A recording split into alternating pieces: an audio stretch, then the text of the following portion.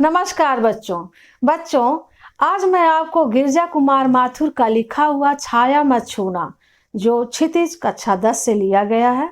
ये भाग 3 मैं पढ़ाने जा रही हूँ। भाग 1 भाग 2 मैं पढ़ा चुकी हूँ, भाग 3 है। और इस कविता के माध्यम से कवि जनमानस तक यह संदेश पहुंचा रहे हैं कि कभी जीवन में निराश नहीं होना चाहिए, कभी जीवन में अपने साहस को नहीं खोना चाहिए, वर्तमान को स्वीकार करना चाहिए, वर्तमान में आए हुए जो भी परिस्थितियां हैं उससे सामना करना चाहिए और भविष्य को संवारना चाहिए। तो चलते हैं अपने टॉपिक पे बच्चों।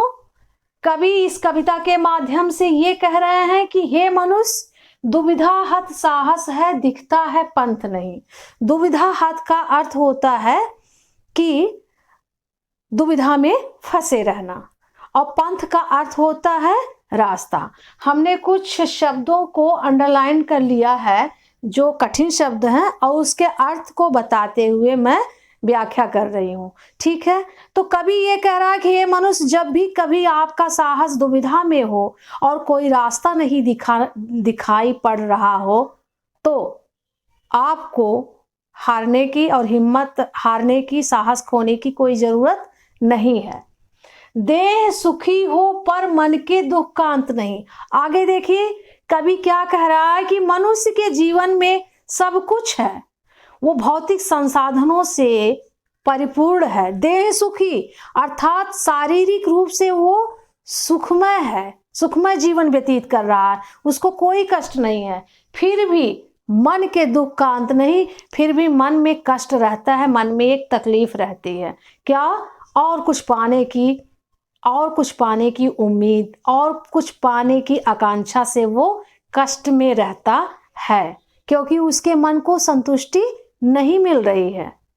जो मिला है, जितनी भी सुख सुविधाओं में जी रहा है, और पाने की इच्छा जागृत हो जाती है। तो जब और पाने की जो इच्छा जागृत होती है, वहीं पे कष्ट की शुरुआत हो जाती है।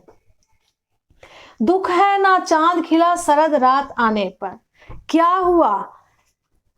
शरद ऋतु में, अर्थात तुम्हें इस बात का कष्ट है कि शरद ऋतु आने पर आकाश में चांद नहीं खिला। तो क्या हुआ? क्या हुआ? जो खिला फूल रस बसंत जाने पर।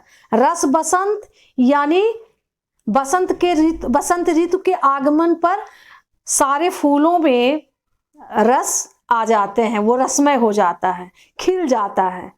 तो कवि ये कह रहा है कि यदि रसमय बसंत चले जाने के बाद फूल नहीं खिला तो क्या हुआ? आगे देखिए, जो न मिला भूल उसे कर तू भविष्य वरण। जो नहीं मिला उसे तुम भूल जाओ और कर वरण। वरण का अर्थ है स्वीकार करना, भविष्य। यानी जो नहीं मिला उसे भूल जाओ। वर्तमान में जो कुछ है, जो कुछ परिस्थितियों से आप गुजर रहे हैं, उसका सामना करिए, खुश होकर के सामना करिए और भविष्य को स्वीकार करें। छाया मत छूना, मन होगा दुख दूना। इसलिए कवि कह रहे हैं कि जो चीजें पीछे छूट गई हैं, जो चीजें आपको बीते हुए पल, बीते हुए अच्छे दिन आपको तकलीफ पहुंचा रहे हो, कष्ट पहुंचा रहे हो, तो उसे कभी याद मत करिए, क्योंकि वर्तमान में उसे याद करने से आपकी तकलीफ, आपका कष्ट दुगना हो जाएगा और भी बढ़ जाएगा। धन्यवाद।